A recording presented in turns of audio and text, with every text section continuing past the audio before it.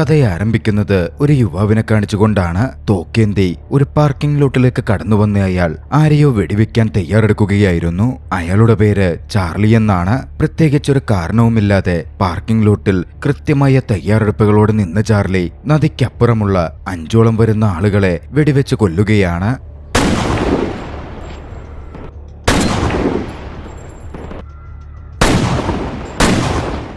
വൈകാതെ വിവരം പോലീസിലേക്ക് എത്തി. പോലീസ് സംഘം അന്വേഷണത്തിന്റെ ഭാഗമായി റിവർ സൈഡിലേക്ക് എത്തിച്ചേരുകയാണ്. സംഘത്തിന്റെ നേതൃത്വം കൊടുത്തിരുന്നത് ഡിറ്റക്റ്റീവ് കാൽവിൻ എമേഴ്സൺ ആയിരുന്നു. പരിശോധനയ്ക്കിടയിൽ ഡിറ്റക്റ്റീവ് എമേഴ്സൺ കുറ്റവാളിയുടെ ഫിംഗർ പ്രിന്റ് പതിഞ്ഞ ബുള്ളറ്റ് ഷെല്ലുകളും മറ്റും കണ്ടെടുക്കുന്നുണ്ട്. കൂട്ടത്തിൽ പാർക്കിങ്ങിന് ഉപയോഗിച്ച കോയിനും അതിലെ ഫിംഗർ പ്രിന്റ് എമേഴ്സൺ ഡെവലപ്പ് ചെയ്തു.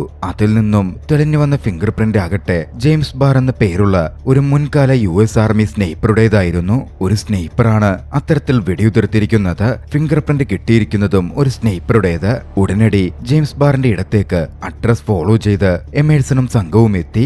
അവരവിടെ എത്തുമ്പോൾ ജെയിംസ് ബാർ അവിടെ ബോധരഹിതനായി കിടക്കുകയായിരുന്നു. കൊലപാതകത്തിന്റെ സമയത്ത് അങ്ങോട്ടേക്കെത്തിയ ആ വാനും തോക്കും എല്ലാം തന്നെ അവിടെ നിന്ന് കണ്ടെടുക്കാനും എമേഴ്സന് സാധിച്ചു. പിന്നെ വൈകിയില്ല, ജെയിംസ് ബാർ അറസ്റ്റ് ചെയ്യപ്പെടുകയാണ്. 16 മണിക്കൂർ നീണ്ട ചോദ്യം ചെയ്യലായിരുന്നു ജെയിംസ് ബാറിനെതിരെ എമേഴ്സൺ നടത്തിയത്. പക്ഷേ ജെയിംസ് ബാർ ആകട്ടെ ഒന്നും പറയുന്നുമുണ്ടായിരുന്നില്ല.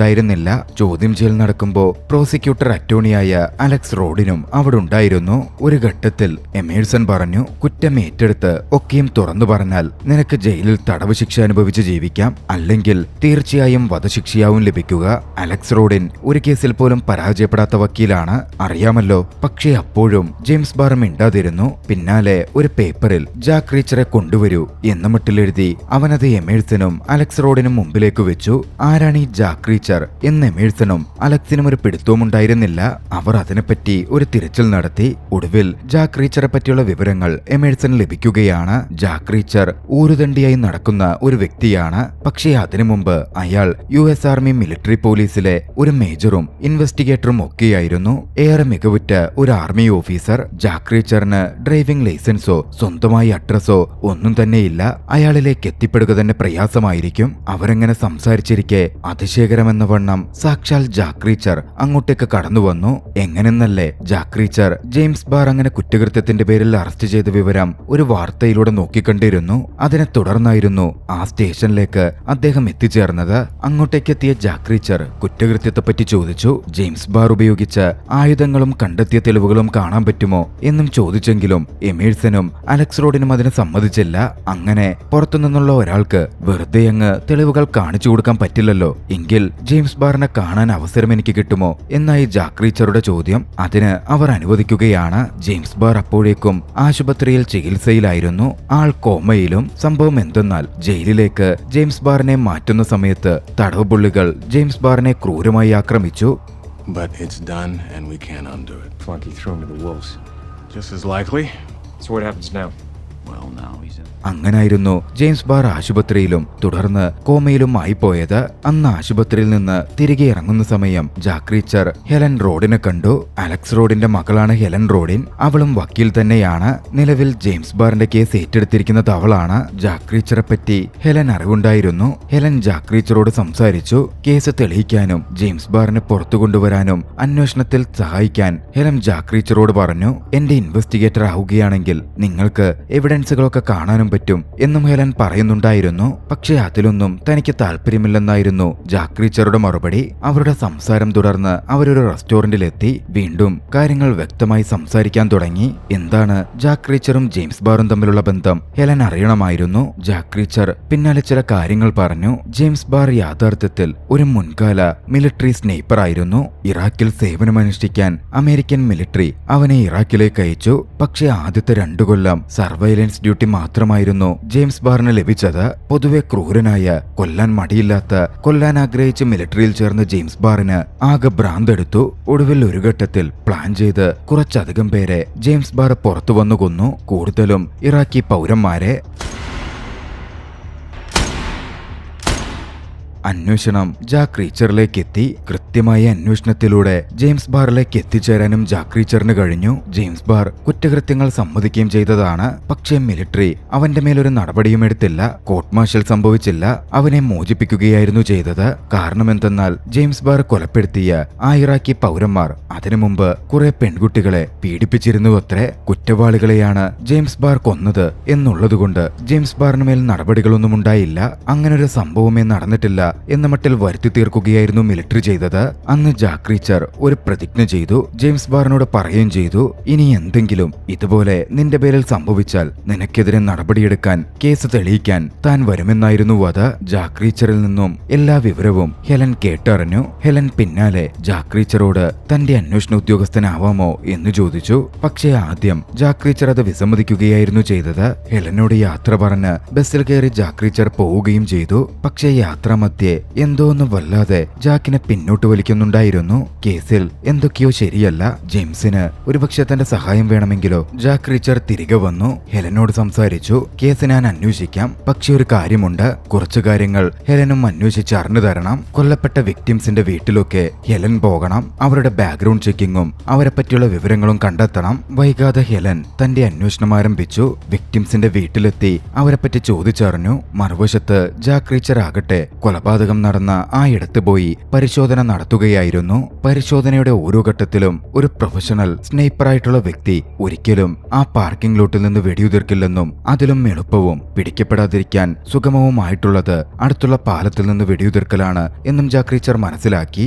ഇതേ സമയം ആരോ തന്നെ ഫോളോ ചെയ്യുന്നുണ്ട്, നോക്കുന്നുണ്ട് എന്ന കാര്യം ജാക്ക് റീച്ചർ തിരിച്ചറിയുന്നുണ്ടായിരുന്നു. ജാക്ക് റീച്ചറെ പിന്തുടർന്നിരുന്ന ആ വ്യക്തിയുടെ പേര് ലിൻസ്കി എന്നായിരുന്നു. ജാക്ക് റീച്ചറുടെ പ്രവൃത്തികൾ മോണിറ്റർ ചെയ്യലായിരുന്നു ലിൻസ്കിയുടെ ദൗത്യം. ജാക്ക് റീച്ചർ പിന്നാലെ എവിഡൻസ് പരിശോധനയ്ക്ക് എവിഡൻസുകൾ സൂക്ഷിക്കപ്പെട്ടിരുന്നിടത്തെത്തി. എമേഴ്സണും കൂടെയുണ്ടായിരുന്നു. തോക്കടക്കം ജാക്ക് റീച്ചർ പരിശോധിച്ചു. തോക്കിന്റെ സീരിയൽ നമ്പർ അടക്കം എഴുതിയെടുക്കാതെ കാണാപ്പാടം ഒറ്റനോട്ടത്തിൽ പറയുന്ന ജാക്ക് റീച്ചറുടെ കഴിവ് കണ്ട് എമേഴ്സൺ അതിശയിക്കുന്നുണ്ടായിരുന്നു. അന്നത്തെ ദിവസം മുഴുവൻ ഇൻവെസ്റ്റിഗേഷനിൽ മുഴുകിയ ജാക്ക് റീച്ചർ വൈകുന്നേരത്തോടെ ഒരു ക്ലബിലെത്തുകയാണ്. ഒരു ഡ്രിങ്ക് ഓർഡർ ചെയ്ത് ജാക്ക് റീച്ചർ റെസ്റ്റ് എടുക്കാൻ തുടങ്ങി. ആ സമയമാണ് ജാക്കിനടുത്തേക്ക് ഒരു ലേഡി കടന്നു വരുന്നത്. സാൻഡി എന്നായിരുന്നു അവളുടെ പേര്. ജാക്ക് റീച്ചറെ വശീകരിക്കാനും വളച്ചെടുക്കാനുമുള്ള ഒരു ശ്രമം സാൻഡി നടത്തി. തന്റെ കൂടെ കാറിലേക്ക് വരൂ എന്ന് പറഞ്ഞ് ജാക്ക് റീച്ചറെ അവൾ ക്ഷണിച്ചു. പക്ഷേ ജാക്ക് റീച്ചർ അവളുടെ ഓഫർ നിരസിച്ചെന്ന് മാത്രമല്ല, ഒരു വേശ്യ എന്ന മട്ടിൽ അവളെ അപമാനിക്കുകയും ചെയ്തു. അതോടെ സാൻഡി റൈസ് ആവുകയാണ്. പിന്നാലെ അങ്ങോട്ടേക്ക് സാൻഡിയുടെ ഫ്രണ്ട്സ് കടന്നു വന്നു. ജാക്ക് റീച്ചറെ പുറത്തേക്ക് കാര്യങ്ങൾ കൈകാര്യം ചെയ്യാൻ വേണ്ടി വിളിച്ചു. ജാക്ക് റീച്ചറും ഇറങ്ങിച്ചെന്നു. പുറത്തു വെച്ച് നടന്നത് ശക്തമായൊരു ഫൈറ്റ് ആയിരുന്നു. ജാക്ക് റീച്ചർക്കെതിരെ പൊരുതാൻ വന്ന അവരെ എല്ലാവരെയും ജാക്ക് റീച്ചർ ഒറ്റയ്ക്ക് നിന്ന് അടിച്ചിട്ടു.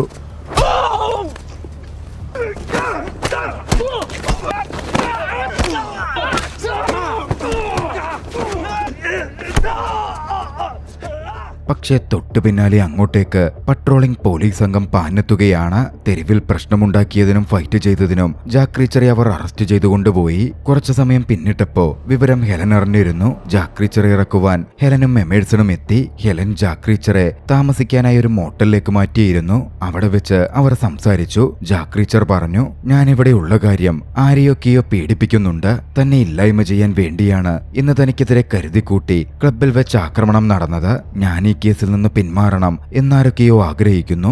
ഇതേ സമയം ജാക്ക് റീച്ചറെ പിന്തുടർന്നിരുന്ന നിരീക്ഷിച്ചിരുന്ന ലിൻസ്കി എന്ന വ്യക്തി തനിക്ക് ആ ദൗത്യം നൽകിയവരെ കാണുകയായിരുന്നു. ലിൻസ്കി പോയി കണ്ടത് ചാർലിയെയാണ്. കഥയുടെ തുടക്കത്തിൽ വെടിയുതിർത്ത 5 പേരെയും വകവരുത്തിയ അതേ ഷൂട്ടറെ തന്നെ. പിന്നാലെ അങ്ങോട്ടേക്ക് സെക്ക് എന്ന പേരുള്ള ഒരു വ്യക്തിയും കടന്നു വന്നു. സെക്കായിരുന്നു അവിടെ നടക്കുന്ന മുഴുവൻ കാര്യങ്ങളുടെയും മാസ്റ്റർ ബ്രെയിനായി വർക്ക് ചെയ്തുകൊണ്ടിരുന്നത്. ജാക്ക് റീച്ചറെ പിന്തുടർന്ന ലിൻസ്കിയുടെ പ്രവൃത്തിയിൽ തെറ്റുകൾ പറ്റിയിരുന്നു. ലിൻസ്കി ആയിരുന്നു പയ്യന്മാരെ വിട്ട് ജാക്ക് റീച്ചറെ ആക്രമിപ്പിച്ചത്. തങ്ങളോട് ആലോചിക്കാതെ ലിൻസ്കി അത് പ്രവർത്തിച്ചത് വലിയ മണ്ടത്തരമായി എന്ന് പറഞ്ഞ സെക്ക് അതിനുള്ള ശിക്ഷയെന്ന വണ്ണം ലിൻസ്കിയോട് അവന്റെ തന്നെ ഒരു വിരലങ്ങ് ഒടിച്ചേക്കാൻ പറഞ്ഞു. പക്ഷേ ലിൻസ്കിയുടെ വിരൽ ഒടിച്ചതിന് പിന്നാലെ ചാർലി ലിൻസ്കിയെ വെടിവെച്ചു കൊല്ലുകയാണ്. ജാക്ക് റീച്ചർ അന്വേഷണം മറ്റൊരു തരത്തിലേക്ക് തിരിക്കുവാൻ തീരുമാനിച്ചിരുന്നു. ആരാണ് തന്നെ ഇവിടെ നിന്ന് ഒഴിവാക്കാൻ നോക്കുന്നത് എന്ന് കണ്ടെത്തിയാൽ എളുപ്പത്തിൽ കൊലപാതകിയിലേക്കെത്താം. ജെയിംസ് ബാർത്ത് നിരപരാധിയാണോ അല്ലയോ എന്നറിയാം. കഴിഞ്ഞ ദിവസം ക്ലബിൽ വന്ന് തന്നെ വശീകരിക്കാൻ ശ്രമിച്ച സാൻഡി എന്ന പെൺകുട്ടി വർക്ക് ചെയ്യുന്ന ഇടം ജാക്ക് റീച്ചറും ഹെലനും കൂടി അന്വേഷിച്ചറിഞ്ഞു. അവൾ വർക്ക് ചെയ്തിരുന്നത് ഒരു ഓട്ടോ ഷോപ്പിലായിരുന്നു. ജാക്ക് റീച്ചർ അങ്ങോട്ടേക്ക് കയറി ചെന്നു. സാൻഡിക്ക് മുമ്പിലെത്തിയ ജാക്ക് റീച്ചർ സാൻഡിയെ ചോദ്യം ചെയ്യാൻ ആരംഭിച്ചു. തലേന്ന് ബാറിൽ തന്നെ വശീകരിച്ച് കൊടുക്കുവാൻ നിന്നോട് ആവശ്യപ്പെട്ടത് ആരാണ് എന്നായിരുന്നു ജാക്ക് റീച്ചറുടെ ആദ്യത്തെ ചോദ്യം. തനിക്ക് നിർദ്ദേശമൊക്കെ തന്നത് ജബ്ബ് എന്ന തന്റെ സുഹൃത്താണെന്നും ഇന്നലെ ജാക്ക് റീച്ചർ ഫൈറ്റ് ചെയ്തില്ലേ, ആ സംഘത്തിന്റെ തലവനായിട്ടുണ്ടായിരുന്നില്ലേ, അവനാണ് ജബ്ബെന്നും സാൻഡി ആ സമയം പറഞ്ഞു. ജാക്ക് റീച്ചർ പിന്നാലെ ജബ്ബിന്റെ അഡ്രസ് ചോദിച്ചറിഞ്ഞു. അങ്ങോട്ടേക്ക് വെച്ചു പിടിച്ചു. ജബ്ബിന്റെ വീട്ടിലെത്തിയപ്പോ ജബ്ബ് അവിടെ ഉണ്ടായിരുന്നില്ല. ജാക്ക് റീച്ചർ വീടിനകത്ത് കയറി ഒരു തിരച്ചിൽ നടത്താൻ തുടങ്ങി. പക്ഷേ വീടിനകത്ത് ജബ്ബിന്റെ സംഘാംഗങ്ങളായ 2 പേർ ഉണ്ടായിരുന്നു. അവർ ജാക്ക് റീച്ചറെ ആക്രമിക്കുകയാണ്. പിന്നെ ഇവിടെ നടന്നത് ശക്തമായൊരു ഫൈറ്റായിരുന്നു.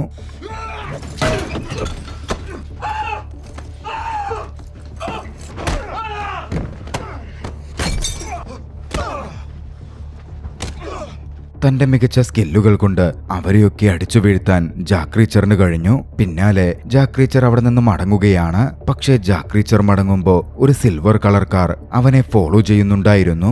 അന്ന് രാത്രിയിൽ ജാക്ക് ഹെലനെ കണ്ടു, സംസാരിച്ചു. ജെയിംസ് ബാർ നിരപരാധിയാണെന്നും ആരോ അവനെ കുടുക്കിയതാണ് എന്നും ജാക്ക് റീച്ചർ തന്റെ ഫൈൻഡിങ്സുകൾ വിശദമായി പറഞ്ഞ് ഹെലനോട് വിശദീകരിച്ചു. കൂട്ടത്തിൽ അന്ന് തന്നെ ഫോളോ ചെയ്ത സിൽവർ കളർ കാറിന്റെ കാര്യം ജാക്ക് റീച്ചർ പറയുകയും അതേതാണെന്ന് കണ്ടെത്താൻ ഹെലനോട് ആവശ്യപ്പെടുകയും ചെയ്തു. ഹെലൻ വൈകാതെ ആ കാറിന്റെ വിവരങ്ങൾ ട്രാക്ക് ചെയ്തു.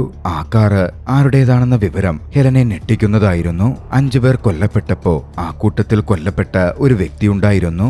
ലോക്കൽ കൺസ്ട്രക്ഷൻ കമ്പനിയായ ഒലൈൻ ആർച്ചറിന്റെ ഉടമയായിരുന്നു അത്. അയാളുടെ കമ്പനിയുടെ ശത്രുവായി കരുതപ്പെടുന്ന ഒരു കമ്പനിയുണ്ട്. ആ കമ്പനിയുടെ ഉടമസ്ഥതയിലുള്ളതായിരുന്നു ജാക്കിനെ ഫോളോ ചെയ്ത കാർ. അതോടെ ജാക്ക് റീച്ചറിനും ഹെലനും ഒരു കാര്യം വ്യക്തമായി, 5 പേരെ കൊല്ലലൊന്നും ലക്ഷ്യമായിരുന്നില്ല. ടാർഗറ്റ് ആയിട്ടുണ്ടായിരുന്നത് ഓലൈൻ കൺസ്ട്രക്ഷൻസിന്റെ ഉടമ തന്നെയായിരുന്നു. എല്ലാവരെയും തെറ്റിദ്ധരിപ്പിക്കാനും പോലീസുകാരെ കൺഫ്യൂസ് ചെയ്യിപ്പിക്കാനും വേണ്ടിയാണ് ബാക്കിയുള്ള 4 പേരെയും കൊന്ന് അതൊരു കൂട്ടക്കൊലപാതകമാക്കിയത്. ഹെലനും ജാക്ക് റീച്ചറും തന്റെ കാർ ട്രാക്ക് ചെയ്ത് കണ്ടെത്തിയിട്ടുണ്ട് എന്ന് ചാർലി മനസ്സിലാക്കിയിരുന്നു. അതോടെ ജാക്ക് റീച്ചറെ കുടുക്കി അന്വേഷണത്തിൽ നിന്ന് പുറത്താക്കുവാൻ ചാർലി ഒരു കാര്യം ചെയ്തു. സാൻഡിയെ പിടികൂടി കൊലപ്പെടുത്തി ജാക്ക് റീച്ചർ താമസിക്കുന്ന ഹോട്ടലിൽ കൊണ്ടുചെന്നിട്ടു. ജാക്ക് അന്ന് തിരികെ മോട്ടലിലേക്ക് എത്തുമ്പോ അവിടെ പോലീസുകാർ ഇൻവെസ്റ്റിഗേഷൻ നടത്തുകയായിരുന്നു. സാൻഡിയുടെ മൃതദേഹം ആംബുലൻസിലേക്ക് മാറ്റുന്നുമുണ്ടായിരുന്നു. ഒറ്റനോട്ടത്തിൽ കാര്യങ്ങൾ അവൻ മനസ്സിലാക്കി. അവിടെ നിന്നാൽ സാൻഡിയുടെ കൊലപാതകത്തിന് തന്നെ കൊടുക്കുമെന്നും അറസ്റ്റ് ചെയ്യുമെന്നും ജാക്ക് റീച്ചർ തിരിച്ചറിഞ്ഞിരുന്നു. കേസ് അന്വേഷണത്തിന് അവിടെ ഉണ്ടായിരുന്നത് ഡിറ്റക്റ്റീവ് എമേഴ്സൺ ആയിരുന്നു. ജാക്ക് റീച്ചറാണ് കുറ്റവാളി എന്ന തരത്തിൽ എമേഴ്സൺ ആദ്യഘട്ട തെളിവുകൾ കണ്ടെത്തിയിരുന്നു. എമേഴ്സൺ ജാക്ക് റീച്ചറെ നോക്കിക്കണ്ടു. ജാക്ക് റീച്ചർ ഉടനടി തന്റെ കാറെടുത്ത് അവിടെ നിന്ന് രക്ഷപ്പെട്ടു പോവാൻ ശ്രമിക്കുകയാണ്. പിന്നെ പറയണ്ടല്ലോ, പോലീസ് കാറും ജാക്ക് റീച്ചറുടെ കാറും തമ്മിലുള്ള ഒരു ചേസിംഗ് അരങ്ങേറുകയാണ്.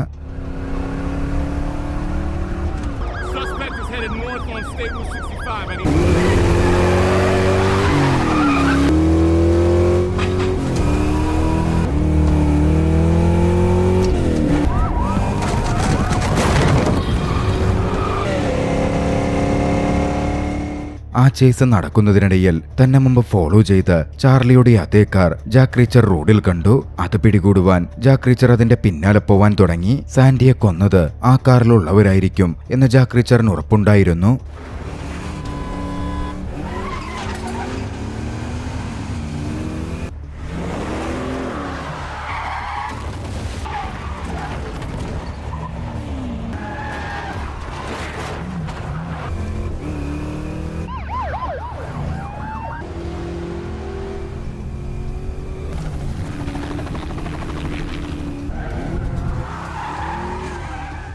പക്ഷേ പോലീസ് ജാക്ക് റീച്ചറെ പിന്തുടരുന്നതിനാലും മറ്റും സാൻഡിയെ കൊലപ്പെടുത്തിയവരുടെ കാറ് ജാക്ക് റീച്ചറിന് മിസ്സാവുകയാണ്. തുടർന്ന് നീണ്ട ചേസിനൊടുവിൽ ജാക്ക് റീച്ചർ ഒരു തരത്തിൽ പോലീസിൽ നിന്ന് രക്ഷപ്പെട്ടു. കാർ ഉപേക്ഷിച്ച് ഒരു കൂട്ടം ആളുകൾക്കിടയിലേക്ക് കയറി നിന്നായിരുന്നു ജാക്ക് രക്ഷപ്പെട്ടത്. പിന്നാലെ ഒരു ബസ്സിൽ അവൻ യാത്രയും തുടങ്ങി. അടുത്ത ദിവസം ജാക്ക് റീച്ചർ ജെയിംസ് ബാർ തുടർച്ചയായി പോവാറുണ്ടായിരുന്ന ഒരു ഷൂട്ടിംഗ് റേഞ്ചിലേക്ക് പോയി. അവിടെ വെച്ച് മാർട്ടിൻ ഗ്യാഷ് എന്ന അതിന്റെ ഓണറെ ജാക്ക് റീച്ചർ പരിചയപ്പെടുകയാണ്. അയാൾ ഒരു മുൻകാല പട്ടാള ഉദ്യോഗസ്ഥനായിരുന്നു. ജെയിംസ് ബാറെ പറ്റി കുറച്ച് ചോദ്യങ്ങൾ അയാളോട് ജാക്ക് ചോദിക്കാൻ ആരംഭിച്ചു. പക്ഷേ മാർട്ടിൻ ക്യാഷ് ആകട്ടെ ഒന്നും ആദ്യം പറയുന്നുണ്ടായിരുന്നില്ല. ഒടുവിൽ മാർട്ടിൻ ക്യാഷ് ഒരു കണ്ടീഷൻ ജാക്ക് റീച്ചറുടെ മുമ്പിലേക്ക് വെച്ചു. 3 ബുള്ളറ്റുകൾ തരും. 3 ബുള്ളറ്റുകളും ജാക്ക് റീച്ചർ കൃത്യം സ്ഥാനത്ത് ടാർഗറ്റിൽ കൊള്ളിച്ചാൽ ജാക്ക് റീച്ചർ ചോദിക്കുന്ന എന്ത് കാര്യവും താൻ പറയാം. ആ വെല്ലുവിളി ജാക്ക് റീച്ചർ ഏറ്റെടുത്തു. ജാക്ക് റീച്ചർ വെടിയുതിർത്തിട്ടും ഒരു ഷൂട്ടിംഗ് പ്രാക്ടീസ് ചെയ്തിട്ടും കുറെ നാളുകളായിരുന്നു. എന്നിരുന്നാലും ജാക്ക് റീച്ചറുടെ മികവ് അന്ന് വെളിപ്പെടുകയാണ്. കൃത്യമായ ടാർഗറ്റിൽ 3 ബുള്ളറ്റുകളും ജാക്ക് റീച്ചർ പതിപ്പിച്ചു. പിന്നാലെ മാർട്ടിൻ ക്യാഷ് ഒക്കെ പറയാനും CCTV ഫൂട്ടേജ് അടക്കം കാണിച്ചു കൊടുക്കാനും തയ്യാറായി. CCTV ദൃശ്യങ്ങളിൽ ജെയിംസ് ബാർ തന്റെ സുഹൃത്തിനൊപ്പം വരുന്ന ദൃശ്യങ്ങളുണ്ടായിരുന്നു. ജെയിംസ് ബാറിനൊപ്പം അവിടെ വന്നിരുന്നത് മറ്റാരുമായിരുന്നില്ല, ചാർലി ആയിരുന്നു. യഥാർത്ഥ കൊലപാതകി ചാർലി ജെയിംസ് ബാറിന്റെ സുഹൃത്താണ് എന്ന് വ്യക്തമാകുന്നു. Charlie മനഃപൂർവ്വമായിരുന്നു James ബാറിനെ കുടുക്കിയതും. അതോടെ കാര്യങ്ങൾ പൂർണ്ണമായും ജാക്ക് റീച്ചറിന് ബോധ്യപ്പെട്ടു. CCTV ഫൂട്ടേജ് അടക്കമുള്ള തെളിവുകളും സാഹചര്യ തെളിവുകളും ഒക്കെ ശേഖരിച്ച ജാക്ക് റീച്ചർ ഹെലനെ വിളിച്ച് കാര്യങ്ങൾ പറഞ്ഞു. അവളുടെ ഓഫീസിലേക്ക് 3 മണിക്കൂറിനുള്ളിൽ എത്താമെന്നും അറിയിച്ചു. ഹെലൻ തന്റെ ഓഫീസിലേക്ക് പുറപ്പെടുകയായിരുന്നു. പോകുന്ന വഴിയിൽ അവൾ എലവേറ്ററിൽ കയറി. ആ സമയം അവിടെ ഡിറ്റക്റ്റീവ് എമേഴ്സണും ഉണ്ടായിരുന്നു. എമേഴ്സണും ഹെലൻ കയറിയ അതേ ലിഫ്റ്റിലായിരുന്നു കയറിയത്. ലിഫ്റ്റ് മൂവായി തുടങ്ങിയതും എമേഴ്സൺ പെട്ടെന്ന് ഒരു ഇലക്ട്രിക് ഗണ്ണെടുത്ത് ഹെലനെ ഷോക്കടിപ്പിച്ചു വീഴ്ത്തി. പിന്നാലെ മറ്റ് 2 പേർ വന്ന് ഹെലനെ തട്ടിക്കൊണ്ടുപോവുകയാണ്. ആ സമയമാണ് ഒരു കാര്യം വ്യക്തമാകുന്നത്. എമേഴ്സൺ യാഥാർത്ഥ്യത്തിൽ ഒരു അഴിമതിക്കാരനായ പോലീസുകാരനായിരുന്നു. സെക്കിനും ചാർലിക്കുമൊപ്പം ചേർന്ന് എമേഴ്സണും വർക്ക് ചെയ്യുന്നുണ്ട്.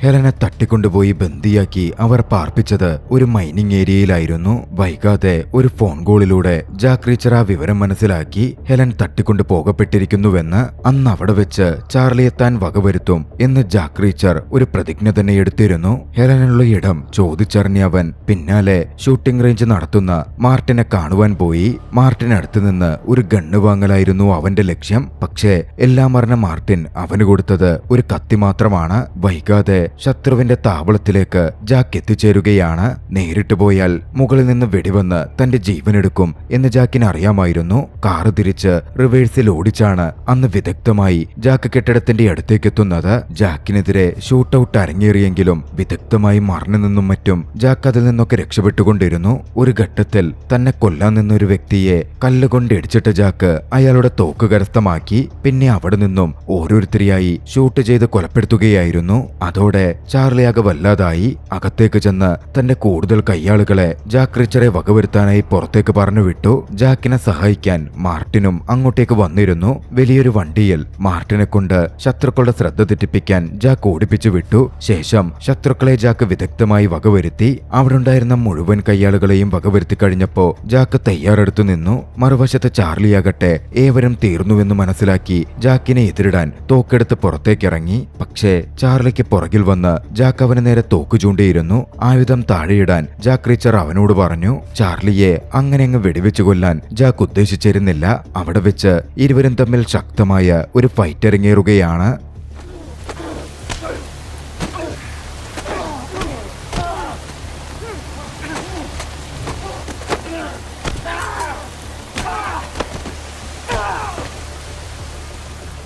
ചാർലി തീർന്നുവെന്ന് അകത്തുള്ള എമേഴ്സന് മനസ്സിലായി കഴിഞ്ഞിരുന്നു. ഹെലൻ എപ്പോഴും ബന്ദിയായി അവിടുണ്ട്. ജാക്ക് അകത്തേക്ക് കയറി ചെന്നു. ഹെലനെ ബന്ദിയാക്കി തന്റെ ജീവൻ രക്ഷിക്കാൻ എമേഴ്സൺ അവിടെ തന്നെ നിന്നിരുന്നു. പക്ഷേ ഷൂട്ടിങ്ങിന്റെ കാര്യത്തിൽ ഏറെ മികവുള്ള ജാക്കിന് എമേഴ്സൺ മറന്നു നിൽക്കുന്നതൊന്നും ഒരു വിഷയമായിരുന്നില്ല. കൃത്യമായി ഒരൊറ്റ വെടിയുണ്ട വായിച്ച് ജാക്ക് അവനെ വകവരുത്തി. ജാക്ക് അകത്തേക്ക് കയറി ചെന്നു. സെക്കും അവിടെ ഉണ്ടായിരുന്നു. സെക്കിനെ കൊല്ലാൻ ജാക്കിന് പദ്ധതിയൊന്നും ഉണ്ടായിരുന്നില്ല. പക്ഷേ തനിക്കെതിരെ നിലവിൽ തെളിവുകളൊന്നും ഇല്ലാത്തതുകൊണ്ട് തെളിവുകളായി ഉണ്ടാവേണ്ടവരെയൊക്കെ ജാക്കിപ്പോ വക വരുത്തിയതുകൊണ്ട് തനിക്ക് ജയിലിൽ പോവേണ്ട വരില്ലെന്നും ഇനി ജയിലിൽ പോയാൽ തന്നെ താൻ കിടന്ന റഷ്യൻ ജയിലൊക്കെ വെച്ച് നോക്കുമ്പോ അമേരിക്കൻ ജയിൽ തനിക്കൊരു റെസ്റ്റിംഗ് ഹോം പോലെയാണ് എന്നും പറഞ്ഞ സെക്ക് ചിരിച്ചപ്പോ ജാക്കിന് അതങ്ങോട്ടേക്ക് ഇഷ്ടപ്പെട്ടില്ല.